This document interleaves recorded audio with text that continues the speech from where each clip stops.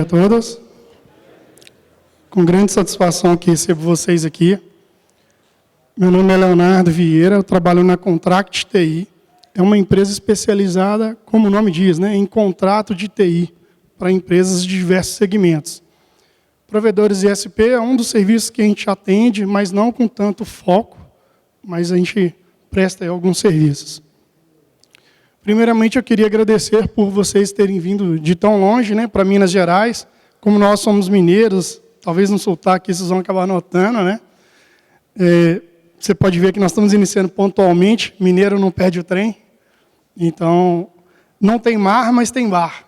Acredito que muitos aí curtiram o bar, de ontem para hoje, por isso que alguns não estão aí presentes. Estes são alguns dos nossos serviços que nós realizamos, Nós trabalhamos especificamente em Belo Horizonte com cabeamento estruturado, cabeamento certificado, seguindo as normas EATA, etc.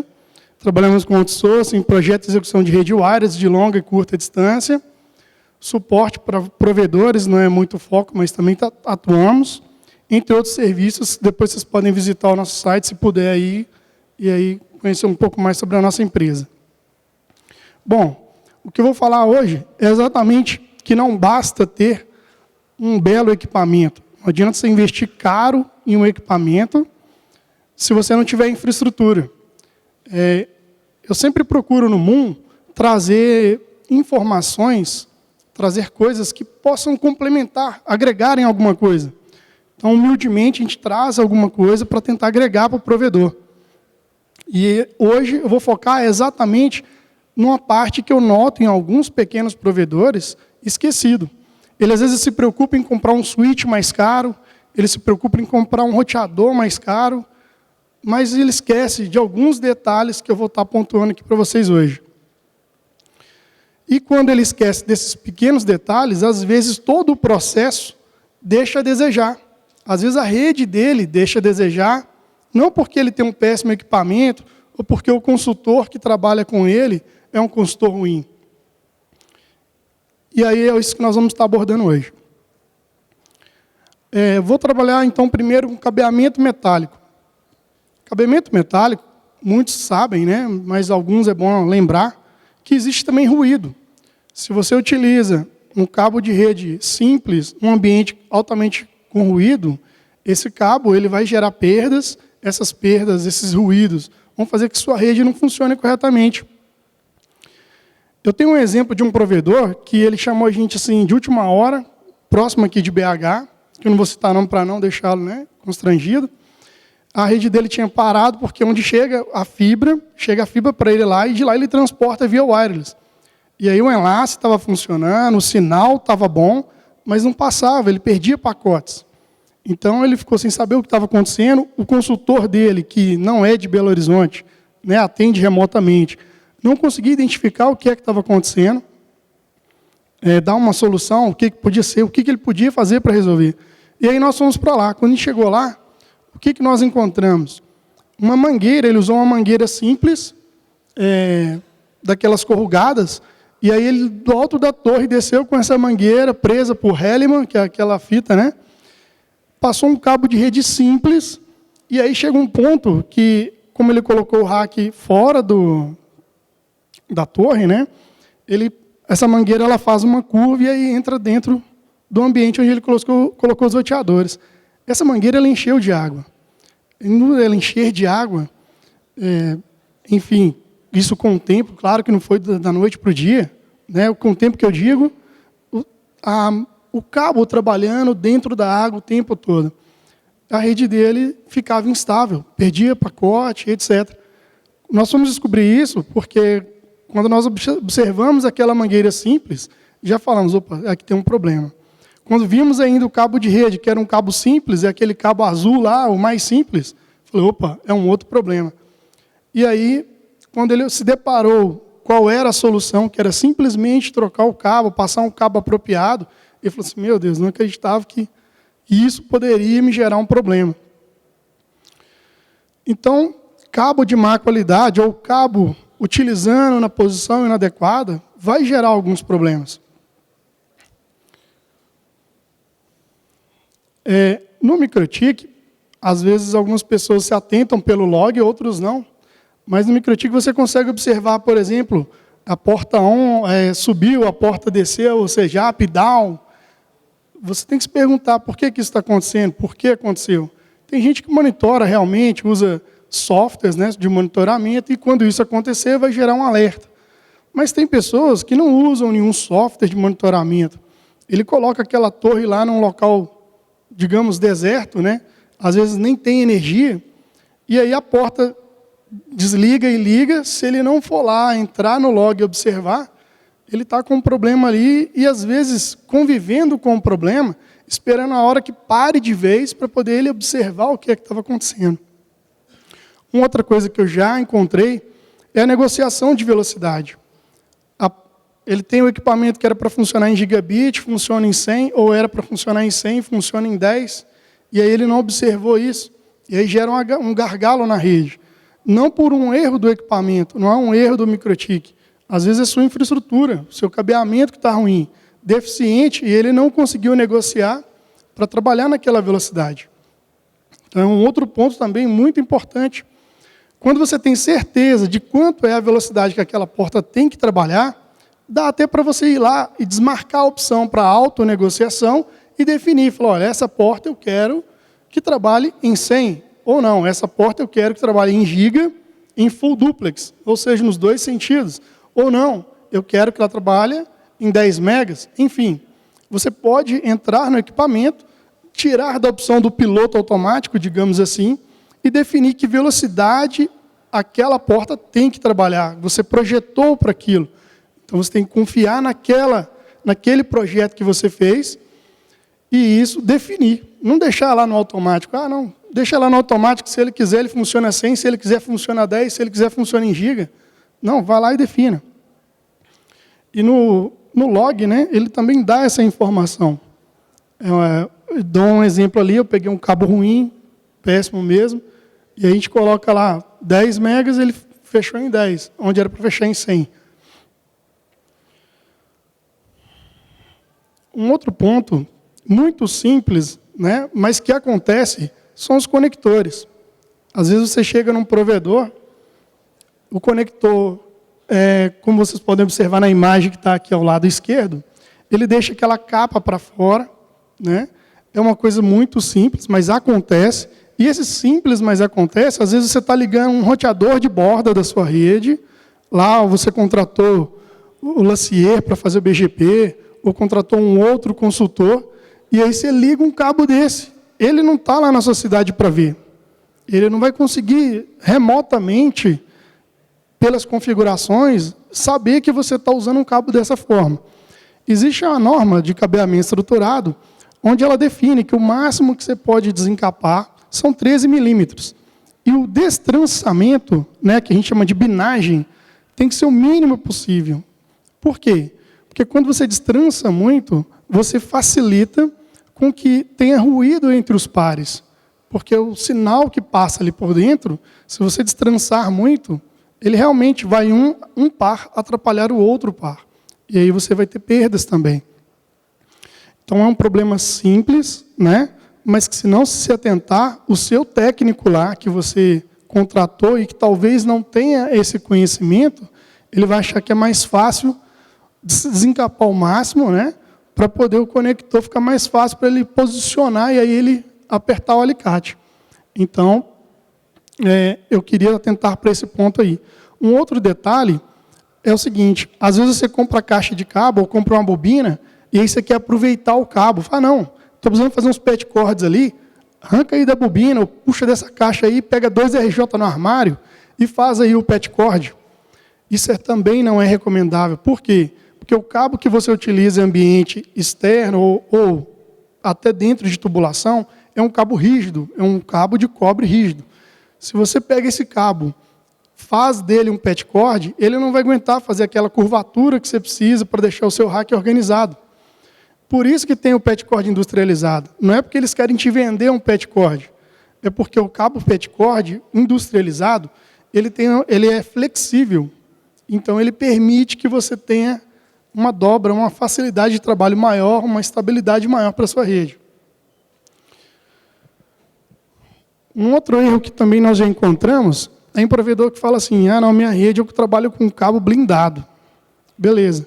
Só que ele vai lá e pega aquele conector simples que nós vimos na imagem anterior e utiliza no cabo blindado. Isso vai fazer com que não funcione bem a blindagem. Um ponto que também encontramos, ele pega aquela malha, tem um aramezinho, né? Ele pensa que aquele arame é de tração, mas na verdade aquele arame é uma forma de descarregar toda a energia estática, toda a energia que ele pega, todo o ruído que ele pega, ele descarrega por ali. Como? Na próxima imagem aqui nós podemos ver o conector RJ45 macho blindado, o conector RJ45 fêmea blindado e o PET panel também blindado. Olhando no PET panel, vocês observam que ele tem ali um cabo, que é um cabo de aterramento. Ou seja, quando você faz todo o circuito blindado e utiliza ali o PET panel, que também tem alguns provedores que evitam comprar, não é caro, gente, um PET panel não é caro, vocês podem cotar nos seus distribuidores, vocês vão ver que vale a pena. E por que usar o PET panel nesse sentido? Porque você está vindo com um cabo rígido, como eu falei, vai chegar com ele atrás do PET panel, usando o conector blindado, usando o PET panel blindado, e aí você vai vir com o PET cord flexível para estar trabalhando.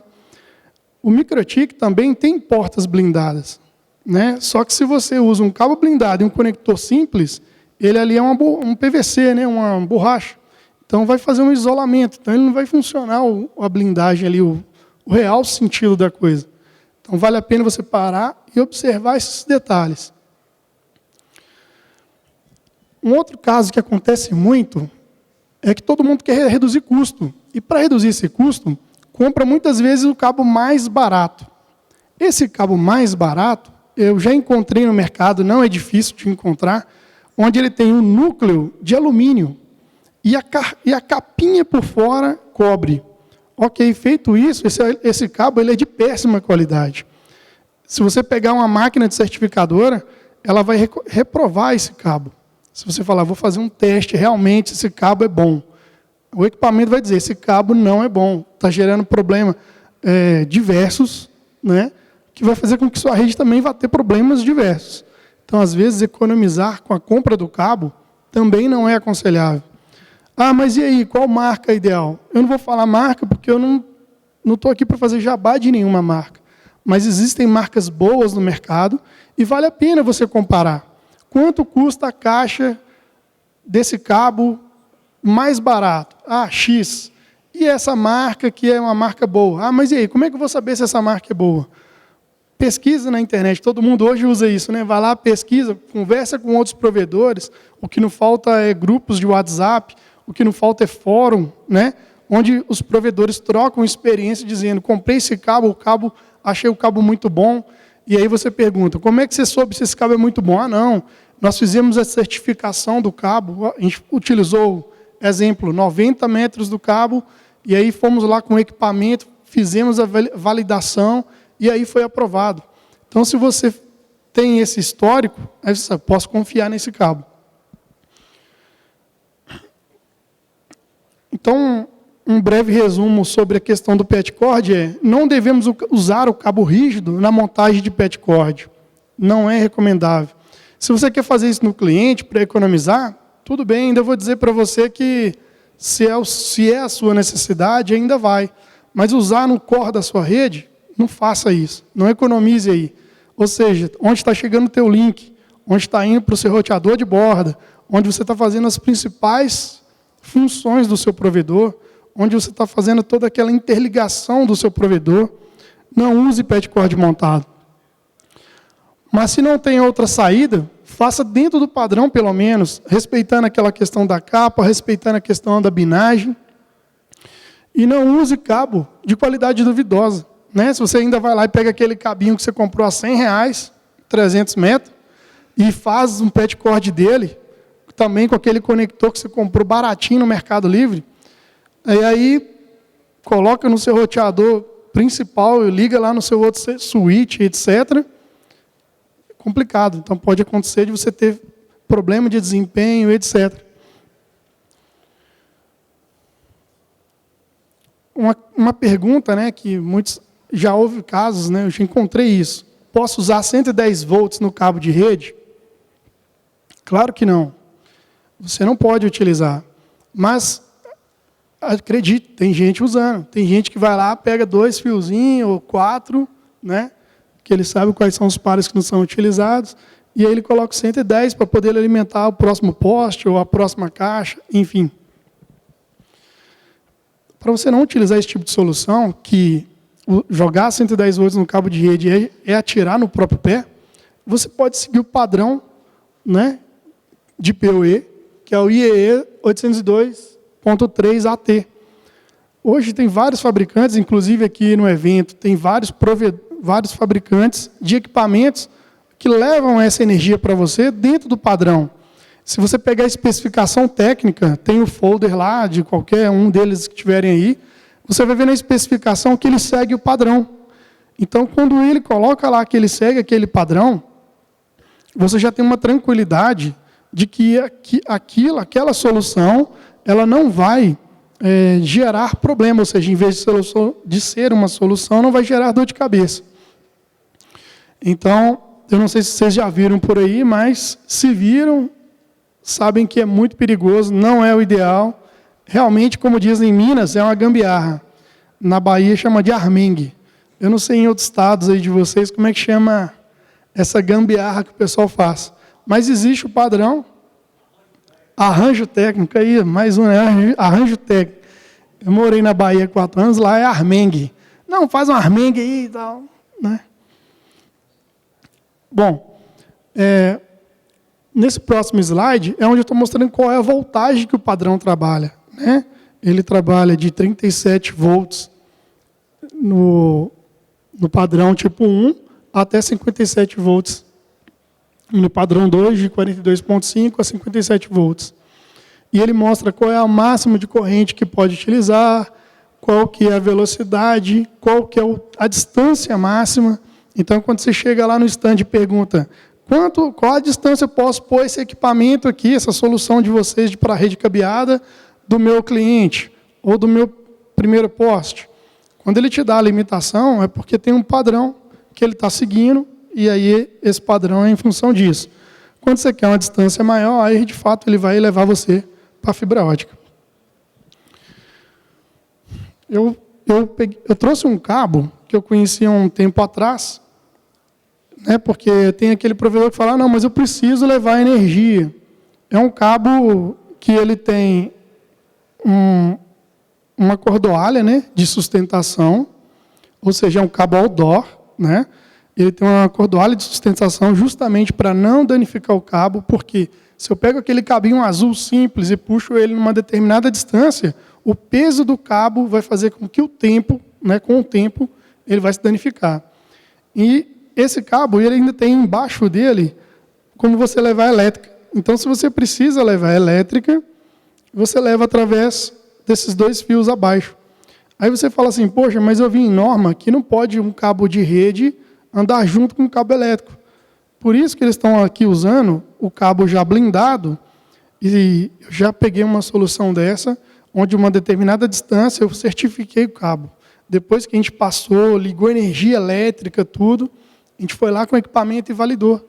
E passou. Ou seja, se passou, significa que ele atendeu às normas técnicas ali para dar a estabilidade, a velocidade que você precisa para o seu projeto. Uma outra opção também que eu vejo aí no mercado é o PoE reverso. Também é uma opção, porque você vai estar dentro do padrão, vai conseguir a energia que você precisa, utilizando a solução PoE reverso, sem prejudicar o teu projeto.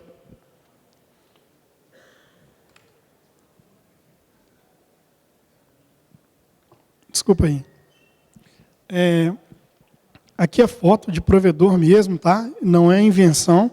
Onde o provedor, ele usou um cabo de rede simples lá na torre, e aí o técnico dele, querendo ser muito legal, ainda deixou uma reserva técnica. Essa reserva técnica, ele enrolou o cabo de rede, né, várias voltas, e aí entrou com o cabo na caixa. Quando você enrola o cabo dessa forma, também você gera uma questão tipo bobina, e também prejudica o teu projeto.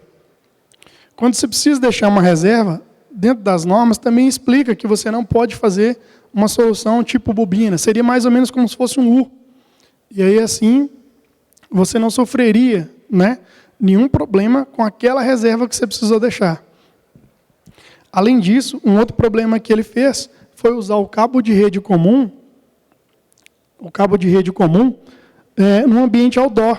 Ou seja, se ele fosse entrar em contato com o fabricante e dissesse assim, olha, eu quero usar esse cabo, mas no sol e na chuva, eu duvido que o fabricante ia responder assim, altamente recomendável.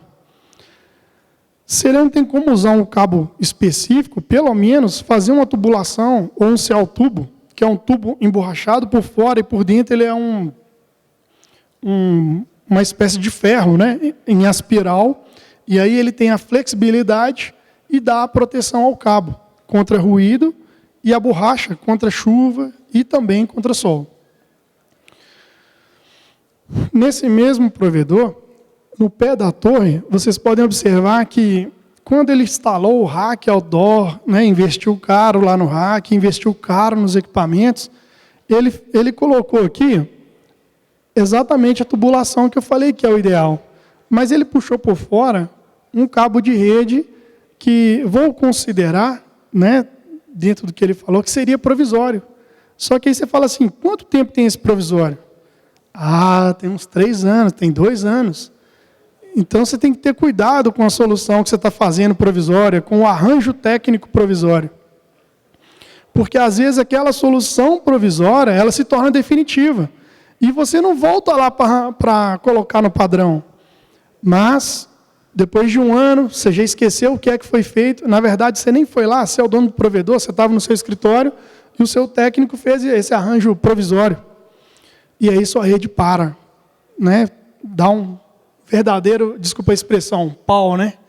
E aí, quando você vai lá ver, foi o arranjo técnico que era para ser provisório, um cabo simples, uma coisa rápida, virou-se anos, e esse anos depois virou um problema, às vezes, maior.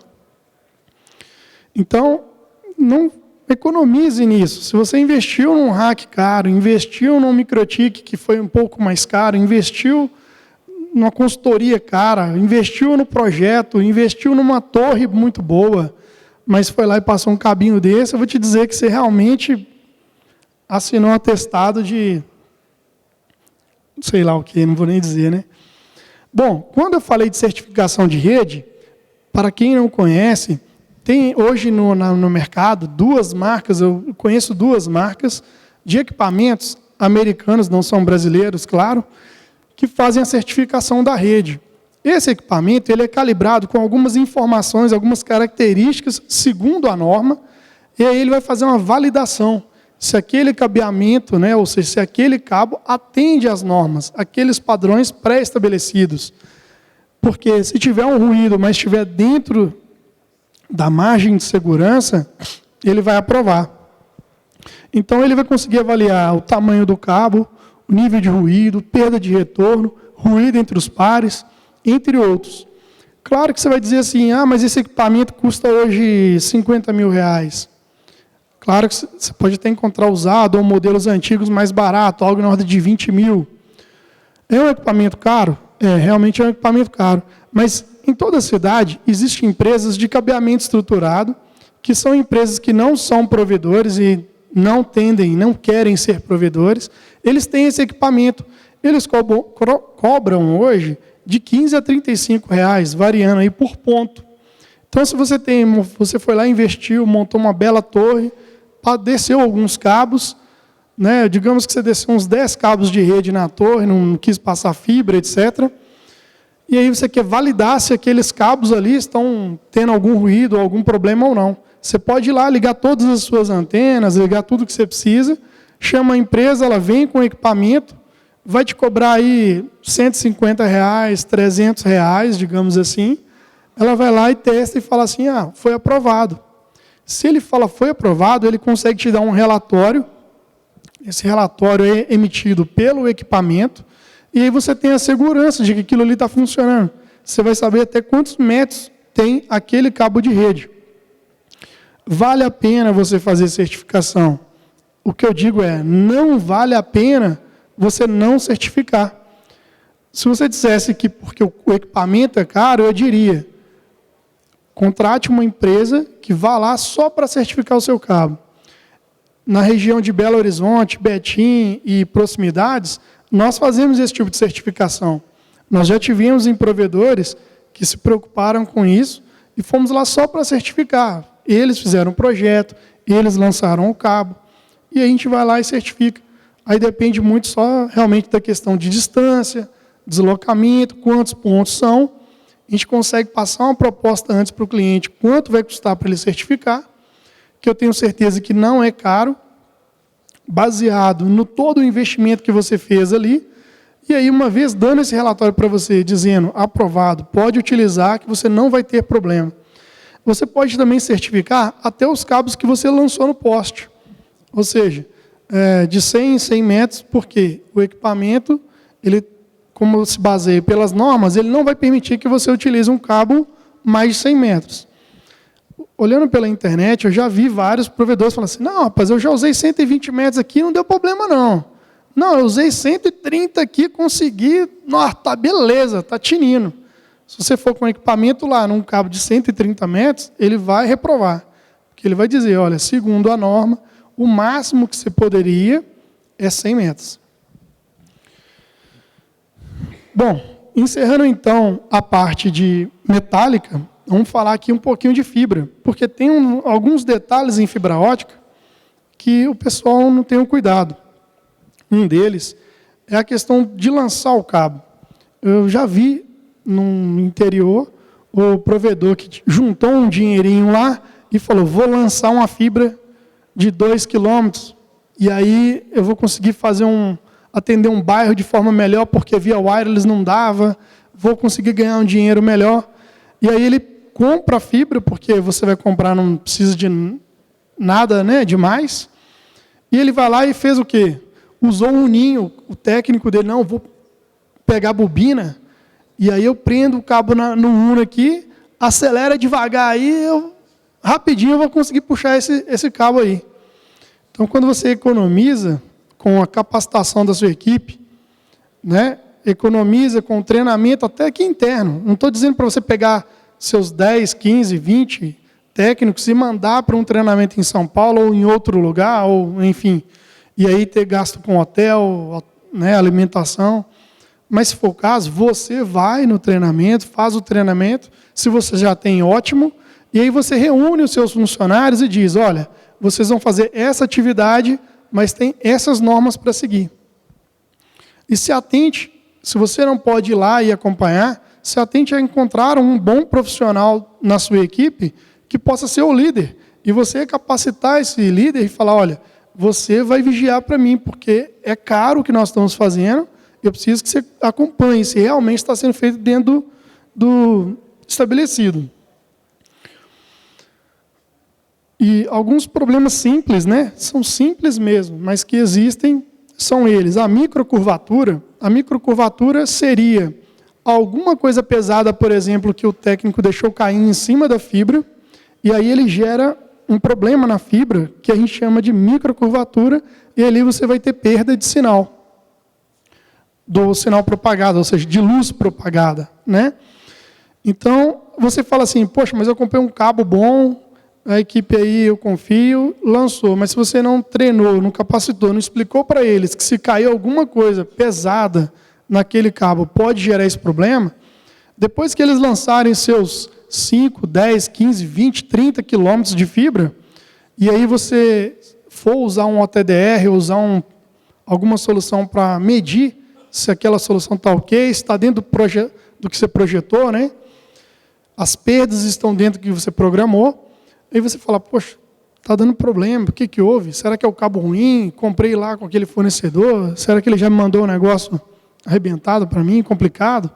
E não, às vezes foi durante a instalação, como eles não tiveram cuidado, deixou cair uma outra bobina, por exemplo, a gente pensa assim, não, mas não tem nada pesado para cair em cima. Às vezes o técnico tira a fibra, começa a desenrolar a fibra, quando ele vai pegar a segunda bobina, por exemplo, ele deixa a segunda bobina bater na fibra. Na hora ele não vê, não dá importância. Vai lá e lança aquele ali no poste. E pode ser isso que vai gerar o problema para você. E também a macrocurvatura. Isso aqui eu já vi dentro do core da rede do provedor. Ele pega um cabinho como esse aqui, ele já é um cabo preparado para aguentar fazer uma determinada curva e ele dobra além do normal. Ou seja, saiu do microtik ali, ele faz uma dobra além do necessário e aí há uma perda, né, uma perda de luz que tende a sair da fibra. E aí, todo o investimento que você fez, lançando a fibra na rua, etc., foi perdido por um pequeno detalhe lá no seu rack. Um pequeno detalhe que ninguém observou. Fez uma força um pouco maior naquela fibra. Quando é dentro da sua empresa e você está lá, às vezes você vai acabar vendo, né? Fala, pô, não é assim, não está errado. Mas e se for uma fibra que você está 15, 20, 30, 100 quilômetros e você não foi lá ainda verificar como é que ficou, não tem ido lá. E aí está lá um conversor de mídia, ou está lá que seja solução GPON, a fibra dobrada vai gerar problema para você. São pequenos detalhes realmente, mas são pequenos detalhes que fazem a diferença de todo um projeto. A gente normalmente se preocupa com tudo, né? Chama engenheiro, faz projeto, investimento alto, e às vezes esquece esse pequeno detalhe. Um outro aqui também, que esse é mais comum ainda, é a sujeira do conector. Num treinamento de fibra ótica, até mesmo em documentação, tem assim, quando é que eu devo abrir aqui e já fazer a limpeza do conector? Confesso para você que antes de fazer treinamento eu achava que não precisava de limpar, porque você está comprando um negócio industrializado, tirou ali do saquinho que está totalmente embalado, ao meu ver, eu achava que não precisava limpar. Eu achava que era só tirar ali, usar e está pronto. Mas não. Segundo o treinamento que eu recebi, assim que você desembala esse cabo, você tem que ir lá, utilizar o kit de limpeza e fazer a limpeza do conector. Eu já vi técnico que não se preocupa tanto com isso, porque não teve treinamento, porque não houve uma pressão em cima dele. E aí o que ele faz? Ele esbarrou o dedo na ponta da fibra ali e gera essa sujeira que nós estamos vendo aqui no Fab Inspector. Essa sujeira vai gerar problema para você. É um pequeno detalhe. Aí eu já vi um técnico que falou assim, não, mas já aconteceu comigo eu esbarrar e pôr o dedo, eu vou e limpo na camisa. Eu falei assim, mas suja também. Não, mas eu uso a parte de dentro da camisa. Eu falei, rapaz, é legal, viu? Mas mesmo assim não resolve. Eu tenho certeza que resolve. Minha blusa está limpa, fui que passei o conector aqui. Eu falei, não, então vamos lá, vamos pegar o equipamento que vai dizer se está limpo ou não. Então, quando você joga o equipamento, ele mostra essa sujeira. Ele vai lá e passa na blusa, continua sujo. E um outro problema, dependendo do tipo de blusa que ele está usando, pode arranhar o conector. Ou seja, a gente vê sobre polimento de conector, agora a gente vê sobre arranhar conector. Então, quando você faz a limpeza utilizando o kit de limpeza, aí você vê realmente um plano totalmente limpo. Eu vi agora uma falha minha, eu não coloquei uma imagem, né, do conector limpo. Podia ter trago para vocês verem a imagem, mas é literalmente como se você visse um cinza sem nenhum risco, né? Aqui você está vendo tudo riscado, e quando você faz a limpeza utilizando um kit de limpeza, você vai jogar no microscópio lá e vai ver tudo um cinza limpinho. Essa imagem que eu coloquei para mostrar a importância de você também fazer a limpeza do Power Meter, do OTDR, sempre. Porque às vezes você se atenta em limpar o conector e esquece de limpar o equipamento, de manter o equipamento limpo. Também você pode acabar tendo um falso positivo, porque o problema está no equipamento. Por isso, então, você vê aqui um exemplo da limpeza do equipamento. Finalizando, para que a gente não estoure o tempo, né, não atrase as próximas palestras, respeito aos colegas que vão se apresentar aqui ainda hoje,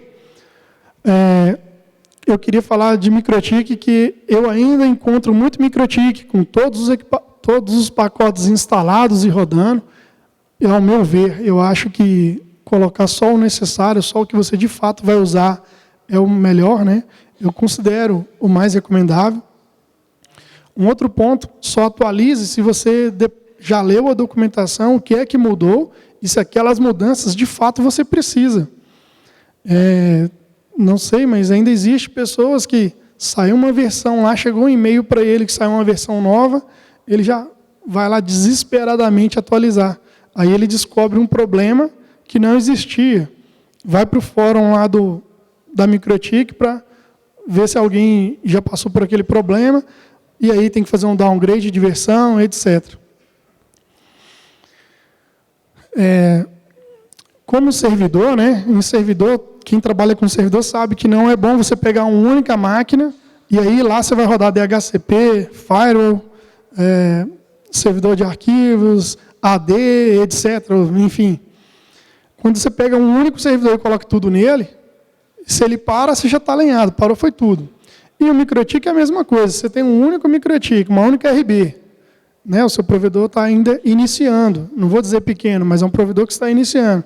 E você coloca tudo nele, além dele poder acontecer de não aguentar, porque o provedor cresceu muito, a estrutura que você está utilizando não é adequada, se ele parar também você vai ficar na mão, está tudo rodando ali. Então use aquilo que de fato você precisa. Eu vou até fazer uma pergunta aqui para esse próximo item, que é documentação da rede. Quantos aqui são provedores e tem a documentação da rede em papel?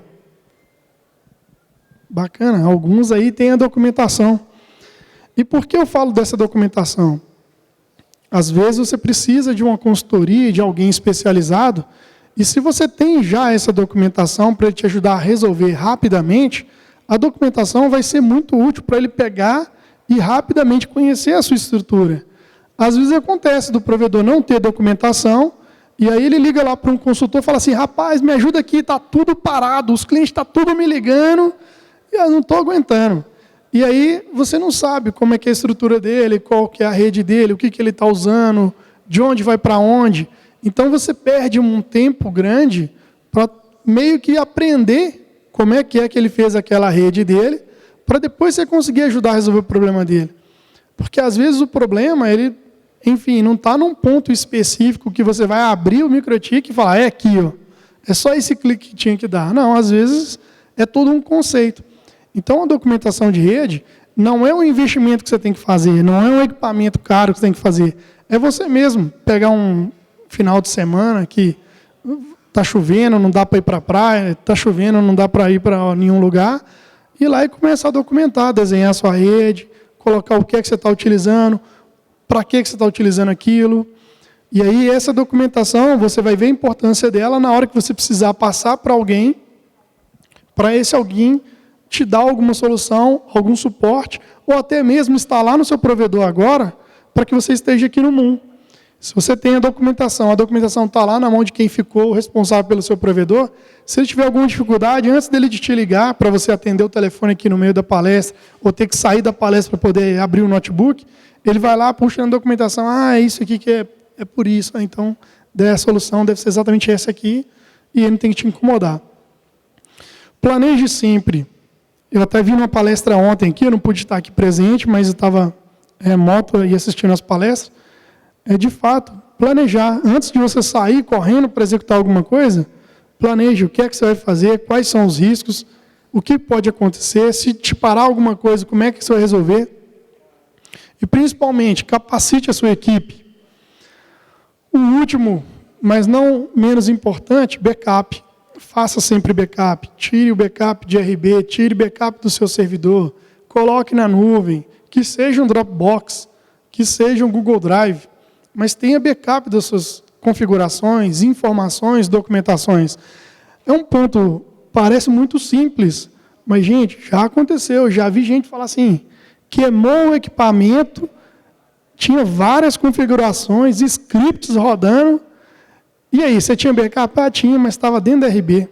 Mas e aí, ela está ligando? Não, ela não está ligando. Eu falei, então agora complicou, né? Ele tinha um backup, gente, mas estava dentro do equipamento que queimou. Um raio, um simples raio pode fazer isso. Queimar e fazer o equipamento, nem ligar mais para você conseguir pegar o backup lá de dentro. Conclusão. Teríamos assunto aqui para, na verdade, falar o dia todo, né?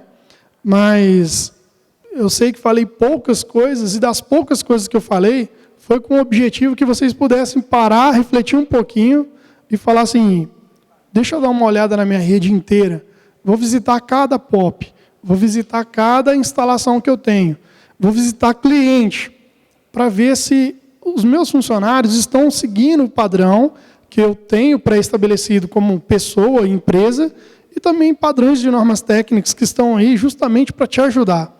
Fazendo isso, que o meu intuito é de que você faça isso e que essa ação sua torne a trazer menos problemas, evitar, buscar, na verdade, a reduzir os problemas que você vem tendo.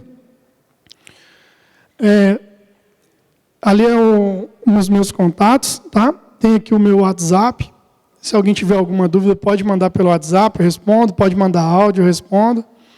E eu agradeço muito a atenção de vocês. O meu Facebook também está aí, quem puder adicionar. O meu muito obrigado a todos. Estou concluindo a palestra dentro do tempo previsto para que vocês tenham um excelente dia de palestras e no final tenhamos aí bons sorteios. Meu muito obrigado a todos e um ótimo dia.